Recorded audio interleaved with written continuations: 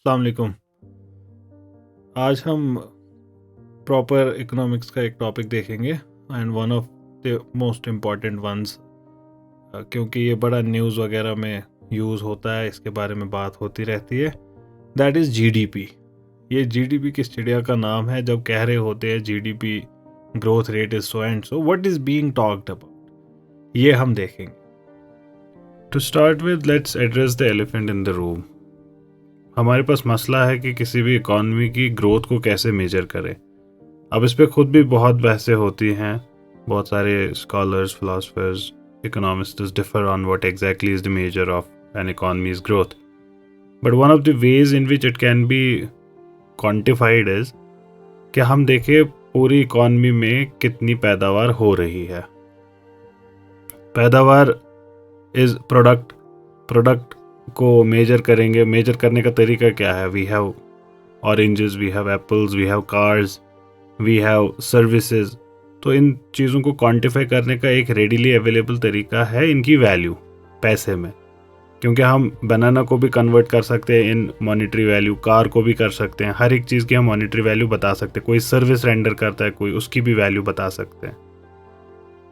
तो turns out what economists have come up with is, हम major करेंगे कि जैसे आप किसी फैमिली की बात करें, इस फैमिली में value of 1000 rupees per month is created.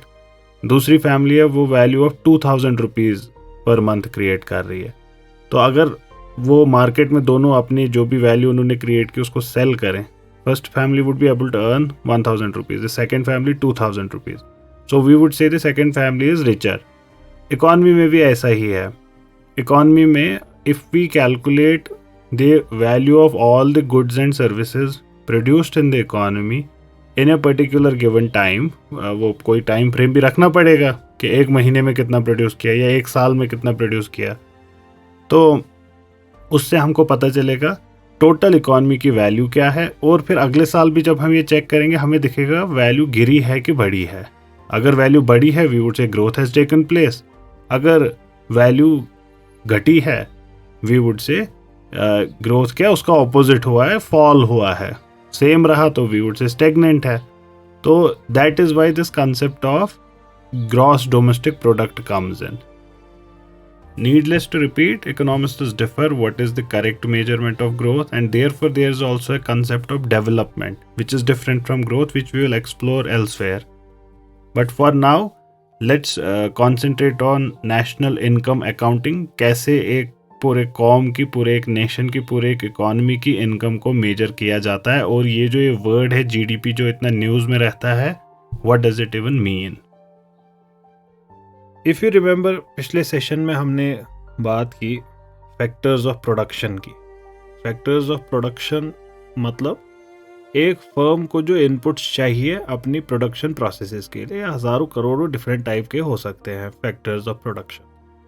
लेकिन अब हज़ारों करोड़ों को तो हम एक साथ, मैक्रो इकोनॉमिक्स में यही फ़ायदा है, you can club them together. So to start with, we can say as a whole 4 things are required for any production to take place: a land or building for which the firm would have to pay some rent, then money for capital that would be required, and on that it would have to pay interest. Then it would require labor, and they would have to be paid wages. The firm would pay them wages. And then there would be an entrepreneur, the cool dude, जो सब लोगों को, इन तमाम चीज़ों को एक जगह लाएगा. He is the one who is making the decisions and taking the risk. He would have to be given by the firm profit. So these 4 factors of production have these 4 types of costs that they incur. The total cost, if you see, the total cost is also the total output of the firm and also the total income for the factors. ये बड़ा interesting है। इसके लिए proper term भी है, circular flow of income. हमको इतना detail में जाने की ज़रूरत नहीं है, बट आप देख सकते हैं कि एक सर्कुलर हो गया। कैसे? फर्म जो है उसका जो खर्चा है वही फैक्टर्स की इनकम है ना, जो फर्म का खर्चा है वही फैक्टर्स की इनकम भी है। We would come back to this point later. अभी आगे बढ़ते हैं। Let's accept this conclusion on the face of it. So the total cost is the total output of the firm and also the total income for the factors. So from this we can conclude output and income are two faces of the same coin. Now this would be an interesting conclusion and this would help us later. Now ये factors हैं कौन finally? ये जो ये land है, land में थोड़ी पैसा घुसाना है, खोद के डाल दिया लैंड में पैसा तो लैंड को मिल गया रेंट। ये फाइनली कोई इंसान है जिसको ये पैसा मिल रहा है। सिमिलरली प्रॉफिट, एंटरप्रेन्योर दीवार पे लिखा और उस पे नीचे पैसे स्टेपल कर दिए, ये भी कोई इंसान ही है finally. So the people living in the economy they would be earning all of this money which the firm is paying. So incomes of people वो यही है जो फर्म्स खर्चा कर रही हैं। अब देखिए जरा, ये तो आपकी इकोनॉमी के अंदर हो रहा है, but incomes are also generated by nationals which are living abroad. At the same time there would be foreigners in your country as well who would be earning there, right? So there is some factor income from coming from abroad, there is some factor income going abroad. तो there would be, इन दोनों का कोई difference होगा ना, there would be some net factor income from abroad. Now that's a technical term, net factor income from abroad. इन्हीं दो में डिफरेंस कि आपके नेशनल्स ने बाहर से कितना कमाया और आपके यहाँ बाहर के नेशनल्स ने क्या कमाया। So net factor income from abroad, इसका लेना देना क्या, ये सब देखेंगे, वक्त के साथ समझ आ जाएगा। अब जो आपकी इकोनॉमी में पैदावार हो रही है उसकी कीमत जो होगी, जो अभी हमने आउटपुट देखा, ये जो सारा है, इसमें इसको भी ऐड अगर करें कि ज़्यादा पैसा आपके नेशनल्स बाहर से ला रहे हैं उससे कम यहाँ से जा रहा है, तो there is net factor income from abroad is positive, otherwise it can be negative as well. Once we add it to the domestic product we get national product. Why? Domestic product में सिर्फ आपके यहाँ का था, आपकी economy के अंदर जो हो रहा है। अब इसमें आपके नेशनल सारे कंसिडर किए गए, चाहे वो बाहर भी क्यों ना हो।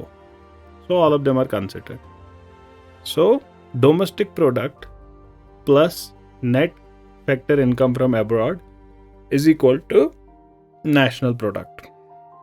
अब ये जो ये net factor income from abroad है, नेगेटिव भी हो सकता है। So national product can be less than domestic product. ये जो इसके लिए एक टर्म यूज होती है, ये जो जिनके फैक्टर इनकम को कंसिडर किया जाता है, so that's नॉर्मल रेजिडेंट्स कहते हैं उनको। So in other words the total value of final goods and services produced by normal residents of a country is gross national product. अब मैंने यहाँ पे एक टर्म ऐड कर दी, इसमें लगे आपको पता भी नहीं चला, अभी तक नेशनल प्रोडक्ट की बात हो रही थी, अब मैंने इसमें ग्रॉस लगा दिया। अब लेकिन ये थोड़ा सुना सुना लग रहा होगा, gross domestic product, gross national product. खैर, नॉर्मल रेजिडेंट्स वो हैं जो कंट्री के अंदर रह रहे हैं फॉर मोर देन 1 ईयर और जिनका इकोनॉमिक इंटरेस्ट उसी मुल्क के अंदर है। अब ये जो बाहर है, ये कौन है जिनको कंसिडर किया जाएगा? जैसे स्टूडेंट्स हैं, टूरिस्ट्स हैं, गवर्नमेंट एम्प्लॉयज़ हैं ड्यूटी पे बाहर, who live there for more than a year but are still treated as normal residents of the country to which they belong. अब मैंने यहाँ पे ये टर्म ग्रॉस ऐड किया, कुछ वजह होगी ना, अदरवाइज ये नेशनल प्रोडक्ट है तो ग्रॉस क्यों कहना है इसको? For that we would have to understand a concept called depreciation. ये क्या होता है ये डेप्रिसिएशन? देखिए ज़रा, हमने जो अभी ये कंसिडर किया कि फैक्ट्री है, फर्म को लैंड को देना है रेंट, मनी कैपिटल पे देना है इंटरेस्ट, लेबर को देने हैं वेजेस, और ये so this is a zero sum game. This is a zero sum game. जब फर्म कुछ बेचेगी मार्केट में, जो वहां से पैसा आएगा वो पैसा इन 4 खानों में डिवाइड होगा। बट कंसिडर वन थिंग, जो प्रोडक्ट का कॉस्ट है, फॉर एग्जाम्पल प्रोडक्ट में एक फर्म को लगते हैं बनाने में 100 रुपये का आता है रॉ मटेरियल, 100% सारा मिला जुला के 100 रुपये का आता है। लेबर इसमें लगती है 20 रुपये। 120 रुपये, प्रॉफिट देना है एंटरप्रेन्योर को 10 रुपये, हो गए 130 रुपये। अब 130 रुपये की ये चीज़ मार्केट में बिकेगी, ठीक, मान लीजिए 130। रॉ मटेरियल का खर्चा भी इस पे कवर हो गया, वेजेस वगैरह भी दे दिए सब कुछ, और अब एंटरप्रेन्योर को भी 20 रुपये दे दिए, चल रहा है काम ऐसे। लेकिन जो मशीन इस काम में यूज हुई, वो मशीन की भी तो खपत होती है ना। मशीन हमेशा फॉर एवर के लिए काम थोड़ी करेगी, इट वुड गेट डिप्रिशिएटेड, उसकी वैल्यू गिर जाएगी वक्त के साथ। You have to account for that as well. आपको 100 साल बाद, 10 साल बाद, 15 साल बाद, किसी साल में तो मशीन बदलनी पड़ेगी या मशीन को रिपेयर करना पड़ेगा। So you have to account for that as well कि this machine, its life after is 10 years। तो अभी 100 रुपए की थी, 10 साल इसकी लाइफ है, 10 साल के बाद इसकी वैल्यू 0 होगी, बिल्कुल नई लानी पड़ेगी, स्क्रैप वैल्यू भी कुछ नहीं है। So it is depreciating at 10 rupees per year, 10% depreciation है इसका। अगले साल इसकी 90 होगी वैल्यू, उसके अगले साल 80, 70, 60। अभी डेप्रिशिएशन कैलकुलेट करने का यही एक तरीका नहीं है जो मैंने बोला, इसके बहुत सारे तरीके हैं। और there are laws in countries जो कहती हैं किस पे कितना डिप्रिशिएशन काटना है।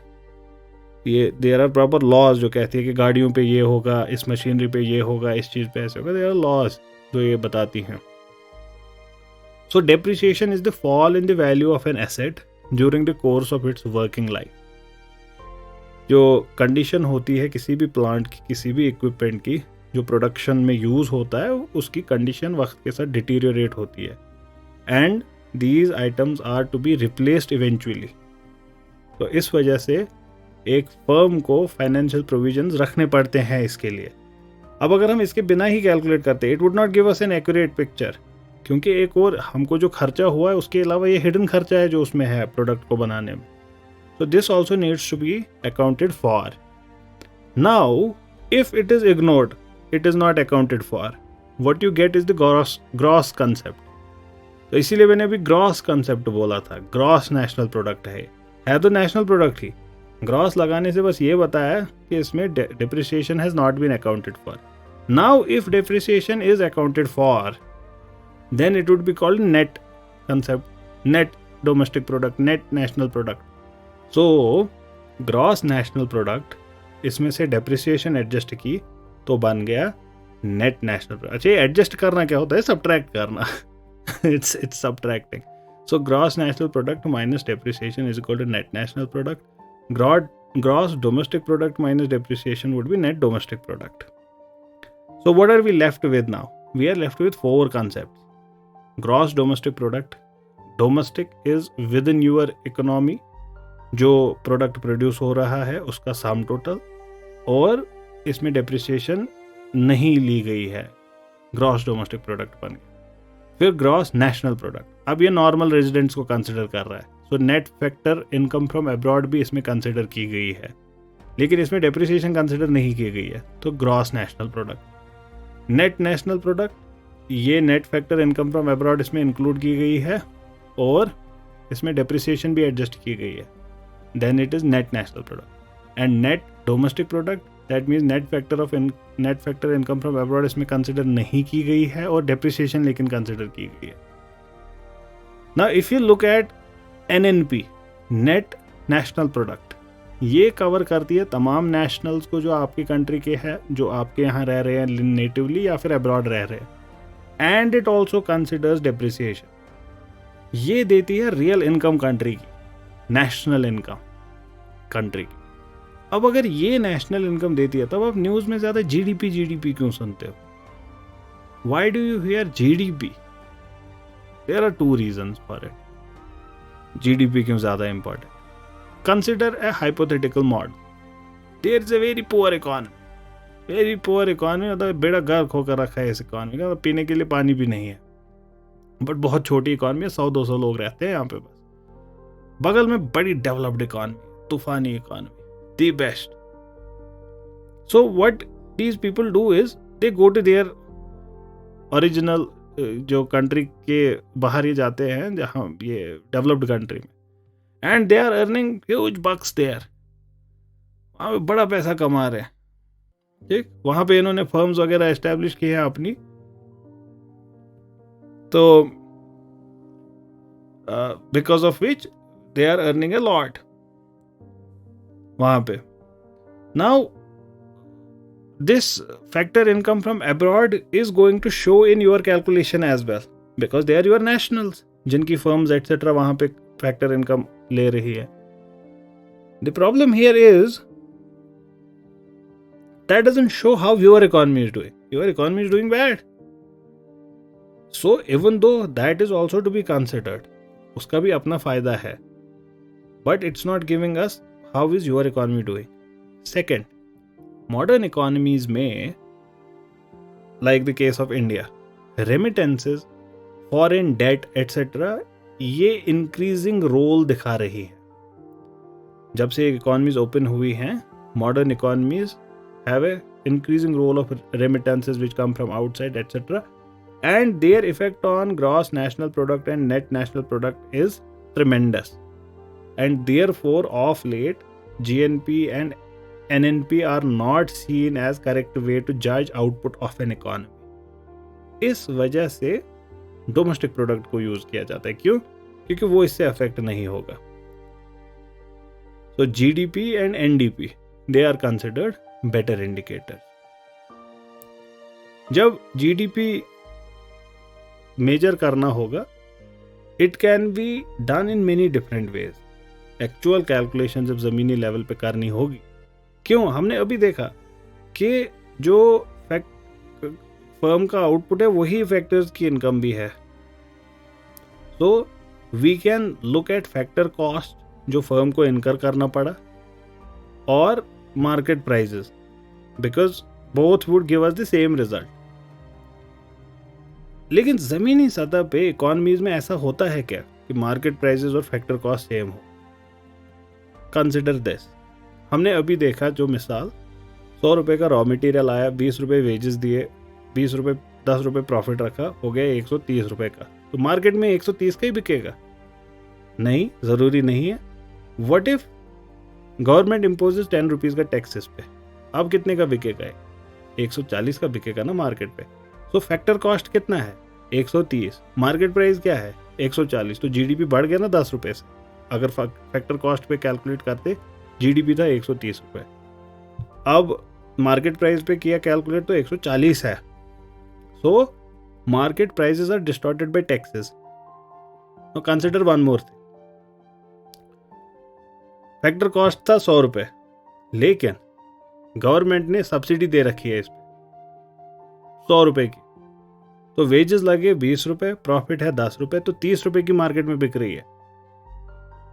तो मार्केट प्राइस पे दिखाएगा जीडीपी 30 रुपये और यहाँ पे दिखाएगा फैक्टर कॉस्ट पे 130 रुपये. तो subsidies are also distorting market prices. Therefore, we have to account for this difference as well.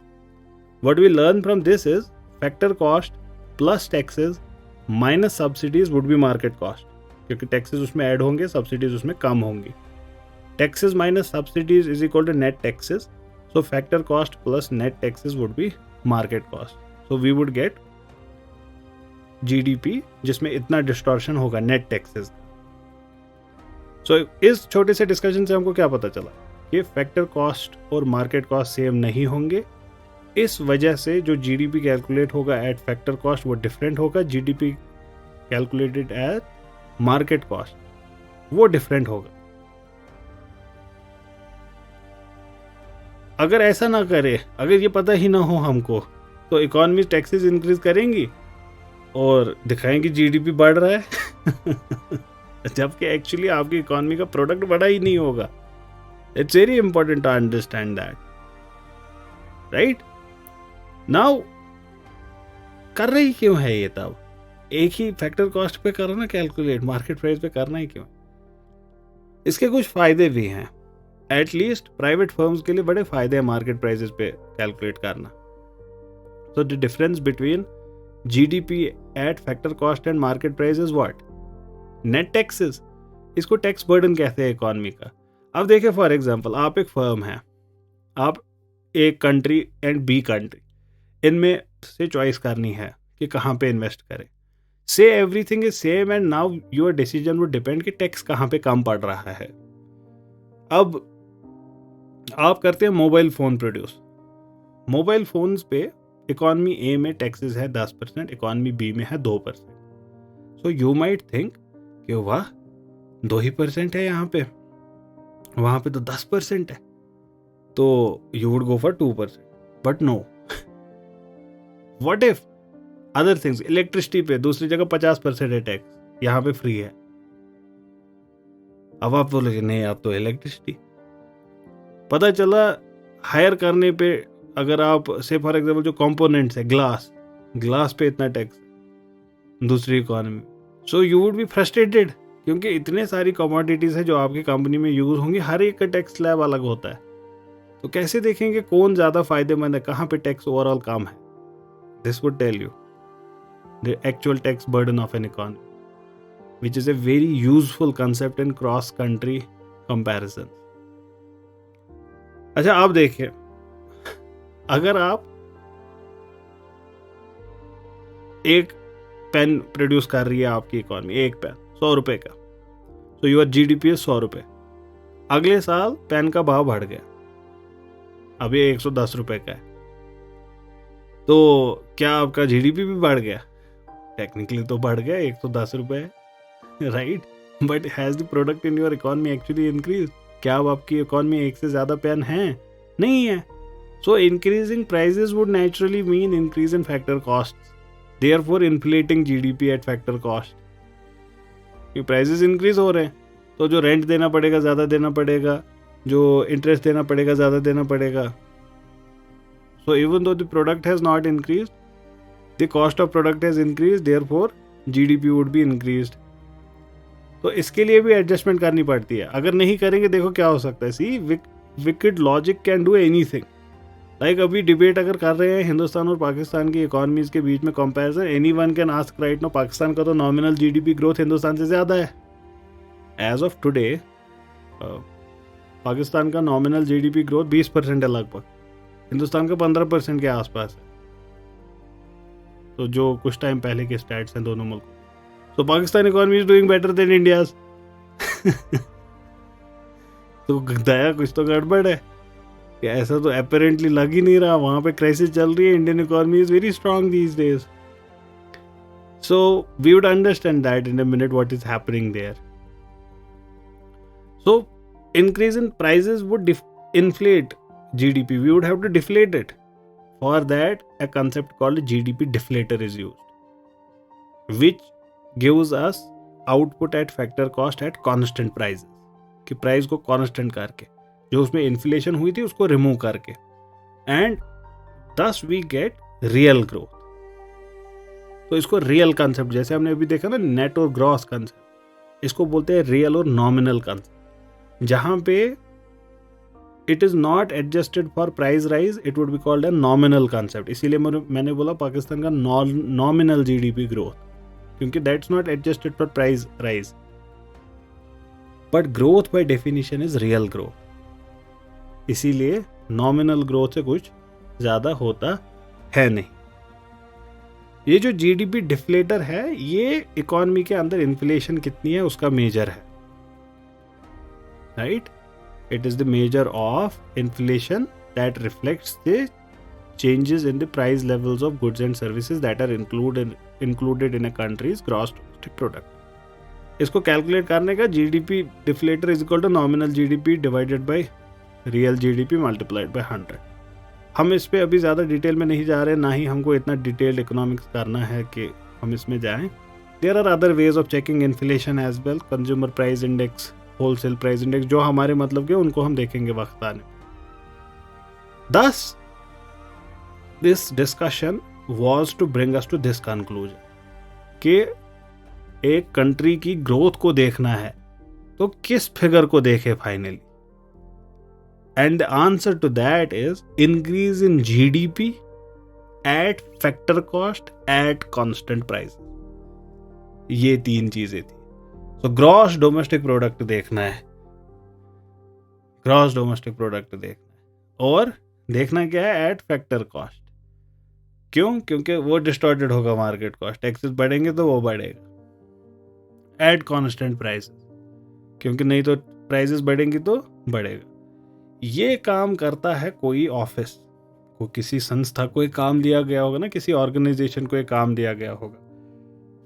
Hindustan में ये काम करता है सेंट्रल स्टैटिस्टिकल ऑफिस। वो ये एस्टिमेट्स हमको देता है क्वार्टरली। क्वार्टरली मतलब साल में 4 बार, दैट मीन्स हर 3 महीने बाद, मार्च, जून, सितंबर और दिसंबर। इसके अलावा एक 5वां भी देता है वो, दैट इज पूरे साल का, अप्रैल टू मार्च। कैलकुलेट करता कैसे है एक्चुअली, ये हो गया अब हमारी थियरी जीडीपी के बारे में। How is it actually calculated? Let's go back to the first thing we discussed, circular flow of income. If you remember, हमने पहले या दूसरे सेशन में बात की थी मॉडल्स की। इकोनॉमिक्स में मॉडल्स। मॉडल होता है एक रिफ्लेक्शन रियलिटी का, जो सिंप्लीफाई किया जाता है। सिंप्लीफाई किस लिए किया जाता है? ताकि हम उसको एनालाइज कर पाए इजीली कंट्रोल्ड एनवायरनमेंट। तो सर्कुलर फ्लो ऑफ इनकम को समझने के लिए let's create a 2 sector model of an economy. इसमें 2 ही सेक्टर्स हैं, एक हाउस होल्ड्स हैं और फर्म्स हैं। इसमें और कोई एक्सटर्नल सेक्टर भी नहीं है, गवर्नमेंट भी नहीं है, यही 2 सेक्टर्स। ठीक, इससे हमारा मसला हल हो जाएगा, सर्कुलर फ्लो ऑफ इनकम हम समझ जाएंगे।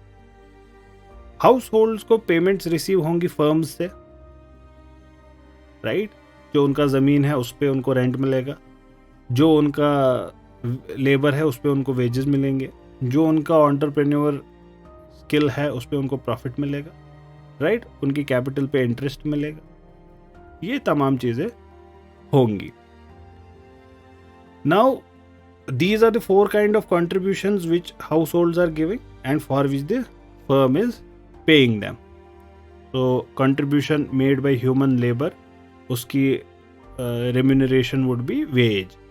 Contribution of capital, उसका होगा interest. Contribution of entrepreneurship, उसका होगा profit. Contribution for this land or resource, उसका होगा rent. ये जो हमने 2 सेक्टर मॉडल अभी बनाया, एक सिंप्लीफाइड इकोनॉमी का एग्जाम्पल, देयर इज ओनली 1 वे जिसमें हाउस होल्ड्स अपनी इनकम को फिर फर्दर डिस्पोज ऑफ कर सकते हैं, by spending their entire money on the goods and services जो फर्म्स प्रोड्यूस कर रही। क्यों? क्योंकि देखिए फॉरेन डोमेस्टिक फर्म्स होंगी सारी। फॉरेन क्यों नहीं? क्योंकि हमने 2 सेक्टर मॉडल रखा है, इसमें एक्सटर्नल सेक्टर है ही नहीं कोई, एंड देन गवर्नमेंट भी नहीं है, तो टैक्सेस वगैरह भी नहीं है, सेविंग वगैरह भी नहीं है, कुछ भी नहीं है इसमें। सो जो वो खर्चा करेंगे वो फर्म्स की इनकम हुई, और फर्म्स जो खर्चा करेगी वो हाउस होल्ड्स की इनकम हुई। Very simple, right? तो firms would give goods and services for which households would spend. Similarly, households would give factor services for which firm would give them factor payments. इससे हमको क्या पता चलता है? 3 तरीके बन जाते हैं हमारे पास जीडीपी को कैलकुलेट करने के। Consider the first, income method. Income method में क्या हुआ? The total income earned bye all house holds with in A domestic territory of an economy. क्या इनकम मेथड में क्या हुआ? इस मेथड में जो टोटल इनकम है, जो तमाम हाउस होल्ड्स जिनको अब वो फैक्टर जो उन्होंने कंट्रीब्यूशंस दिए उस पर उनको मिल रहा है ना, रेंट मिल रहा है, इंटरेस्ट मिल रहा है, profit. So in this method that is considered. So in this method the total income earned by all households within domestic territory of an economy from the provision of land, labor, capital and entrepreneurship is added, and we get net domestic product at factor cost. So this would include rent and royalty. Royalty is rent for non-tangible things. Profit paid to entrepreneur, interest on investment, compensation for employee, ये तमाम चीज़ें. So if net factor income from abroad is also added to it, remember what would happen? Net national product at factor cost we will get, जिसको national income कहते हैं. अब देखिए ज़रा, हमने तो बोला ना, जो हाउस होल्ड सब खुद खर्चा करेंगी, वो कौन सी होगी? वो गुड्स एंड सर्विसेज होंगी फर्म की, उसी पे तो खर्चा करेंगी, right? So we can also calculate GDP at this by expenditure method. इस मेथड में the total expenditure of all the sectors of goods and services, उसको हम कैलकुलेट करेंगे, उसको ऐड करेंगे. अभी खर्चा मार्केट प्राइसेस पे होगा, so we would be getting GDP at market prices. So this would include households का consumption expenditure, gross investment expenditure, government का एक्सपेंडिचर, नेट एक्सपोर्ट्स भी इसमें इंक्लूड होते हैं. अभी हम 2 सेक्टर मॉडल देख रहे हैं, तो एक्सपोर्ट्स को एक्सक्लूड करें. Then consider this one, firms ने जो गुड्स एंड सर्विसेज, अपना प्रोडक्ट जो बेचा उनको, वो प्रोडक्ट की वैल्यू क्या थी? So we would have factor cost at, we would have GDP using output method. इसको बोलते हैं प्रोडक्ट मेथड भी बोलते हैं इसको. So GDP is calculated by summing up the value added by each industry in producing the year's output. Value added का मतलब ये आपको थोड़ा सा, it must be ringing some bells, value added tax. तो value added is net contribution made by a firm. इसको एक मिसाल से समझिए कि ये value added क्या होता है. जब एक फार्मर ज़मीन पे काम कर रहा होता है और वहाँ से जो अनाज निकलता है, उस अनाज का उससे पहले वो था ही नहीं, सो वैल्यू देयर वाज 0. अब वो अनाज 100 रुपये का है, तो ये 100 रुपये की वैल्यू इस फार्मर के उस पर काम करने से बनी है. So 100 rupees is the value that was added. अब ये 100 रुपये का अनाज एक मिल वर्कर ने खरीदा और मिल पे इस पर आटा बनाया. अब ये आटा बिक रहा है, 100 रुपये अनाज से जो आटा बना वो 120 रुपये का बिक रहा है. तो दैट मीन्स 20 रुपीज़ की वैल्यू ऐड हुई है.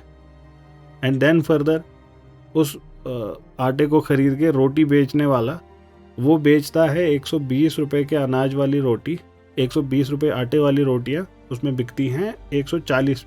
तो 20 रुपये उसने वैल्यू ऐड की. तो at any step of production intermediate expenditure को रिमूव कर दिया, कि उससे पहले वाला 100 रुपये का एक्सपेंडिचर 120 वाले से रिमूव कर दिया, तो 20 ही बचे. So only once it is subtracted from the final output, we get the value added at each step, and then we add all of these value added and we get gross value added or net value added. Now difference between gross and net is wahi depreciation, and we can get it at market cost, market price or factor cost. Factor cost excludes taxes or subsidies. So consider a company that produces a product with a market value of say 100 rupees using raw materials which cost us it say 30 rupees. So the value added by the company is 70 rupees. 100 minus 30. And this represents the contribution made by that company's labor, capital, expertise, etc. So these are the 3 ways जिसमें GDP calculate किया जाता है.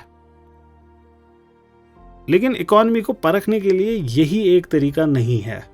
Sometimes we need to see how our industry is doing for example. तो हम सेक्टोरली भी इन चीज़ों को देख सकते हैं. इंडेक्स ऑफ इंडस्ट्रियल प्रोडक्शन, ये भी एक तरीका है. ये it's an index which shows the growth rate in different industry groups of an economy for a particular period of time. अब कौन सी इंडस्ट्रीज कंसिडर करनी है, ये इकोनॉमी से इकोनॉमी वैरी करेगा. किस इकोनॉमी में कौन सी चीज़ इंपॉर्टेंट है, ये उस हिसाब से वैरी करेगा. बाय एंड लार्ज तमाम इंडस्ट्री को लिया जाता है इसको कंसिडर करने में, लेकिन हर एक इंडस्ट्री, हर एक फर्म को इंक्लूड करना मुश्किल है. तो जिससे एक अप्रोक्सीमेट हमको मिले, एनफ स्टैटिस्टिकली सिग्निफिकेंट, उतना लिया जाता है. हिंदुस्तान में 8 core industries comprise almost 41% of the total items included in it. Industrial production का जो इंडेक्स है ना, 8 इंडस्ट्री, उसमें 41% हिस्सा उनका है. ये 8 इंडस्ट्री हिंदुस्तान के लिए सिग्निफिकेंट है, नेसेसरी नहीं हर कंट्री के लिए होगी. Coal, crude oil, natural gas, refinery products, fertilizers, steel, cement, electricity. तो इनको ऐड के 40% वेटेज इनकी है, 40.27 के आसपास इनकी वेटेज है। तो बाकी इंडस्ट्री बाकी 60%। अब इन 8 कोर इंडस्ट्रीज का भी अलग से कैलकुलेट किया जाता है, इंडेक्स ऑफ 8 कोर इंडस्ट्रीज। अब ये देख सकते हैं आप कि ये चीज़ें वैरी करती है, ये डिफरेंट इकोनॉमीज का अपने हिसाब से होगा। सो इंडस्ट्रियल प्रोडक्शन का इंडेक्स इज मच मोर, इससे वाइड ब्रॉडर है वो। 2 more relevant concepts here which we need to know. One is saving and another is investment. Savings of an economy would be defined as the difference between income and consumption. Income 1 lakh रुपए, उसमें से consume किए 80,000, बचा कितना? बचत। Saving is बचत 20,000, that's your saving. अब ये सेविंग फाइनेंशियल सेविंग हो सकती है जो आपने बैंक्स में रखी, बॉन्ड्स खरीदे, ये तमाम चीज़ें फाइनेंशियल सेविंग होगी। हम फाइनेंशियल मार्केट देखेंगे इंशाल्लाह कुछ टाइम बाद। या फिर ये फिजिकल सेविंग्स हो सकती है एसेट्स के शेप में, जैसे रियल एस्टेट है, गोल्ड है। So this is the 2 ways you can save. Now these savings can be across house holds, corporate sector save कर सकता है, गवर्नमेंट सेव कर सकता है। तो कौन सा सेक्टर सेव कर रहा है, दैट वुड बी, मतलब कहीं पे कुछ हो सकता है कि एक सेक्टर ज़्यादा सिग्निफिकेंट है। हिंदुस्तान में हाउस होल्ड सेक्टर सबसे ज़्यादा इंपॉर्टेंट है इस मामले में।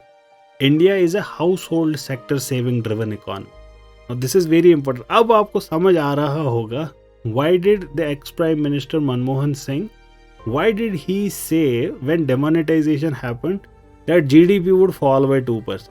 Why did he say? कि ऐसा कहीं से ख्याल आ गया था? नहीं, it was based on this कि India is a saving driven economy. Now if India is a saving driven economy, अच्छा डिमोनेटाइजेशन ने सेविंग को कैसे इफेक्ट किया? डिमोनेटाइजेशन ने सेविंग को इफेक्ट किया by putting the money in bank. The money which is in bank is not in your hand. अब आप इसकी टॉफी नहीं खरीद सकते, अब आप इसका चॉकलेट नहीं खरीद सकते, ये बैंक के अंदर है, आपको बैंक से निकालना पड़ेगा। तो कुछ तो इफेक्ट हुआ ना, एक स्टेप बढ़ गया ना, पहले बैंक से निकालना पड़ेगा, अभी हाथ में था। तो he predicted 2% fall and turns out it did fall by almost 2%, and that's why Rahul Gandhi also made this criticism कि this was a surgical strike on India's economy, so something like that he said. Now you understand where was that criticism actually coming from. That was demonetization के फायदे क्या है, नुकसान क्या है, वो हमारे स्कोप से बाहर है। हम अभी किसी का साइड नहीं ले रहे, who was right, who was wrong. But we are trying to understand phenomena. यही है ना हमारा मकसद। So when that thing happened, when the ex-prime minister said GDP 2% गिरेगा, क्यों बोला? इसलिए बोला कि India is a household saving driven economy and household saving was affected. जैसे आपका 1 लाख रुपए है, आप इसको खर्चा करेंगे आज 1 लाख रुपए, और वो खर्चा करके आप 10,000 रुपए कमाएंगे कल, तो आपका हो गया 1,10,000 अगले दिन। फिर उसको 1,10,000 को खर्चा करेंगे तो 1,20,000 होगा। ऐसे करते करते आपका बिजनेस चलता है। अब आपका 1 लाख रुपए आपसे लिया गया, वो बंद रखा गया है किसी डिब्बे में, अब आप खर्चा नहीं कर पाएंगे, आपका 10,000 का नुकसान हो गया। ये कहा था उन्होंने। डिमोनेटाइजेशन के फायदे नुकसान beyond our scope, not discussing that, just trying to show you कि कैसे किसी स्टेटमेंट को एनालाइज किया जा सकता। अब एक और टर्म है,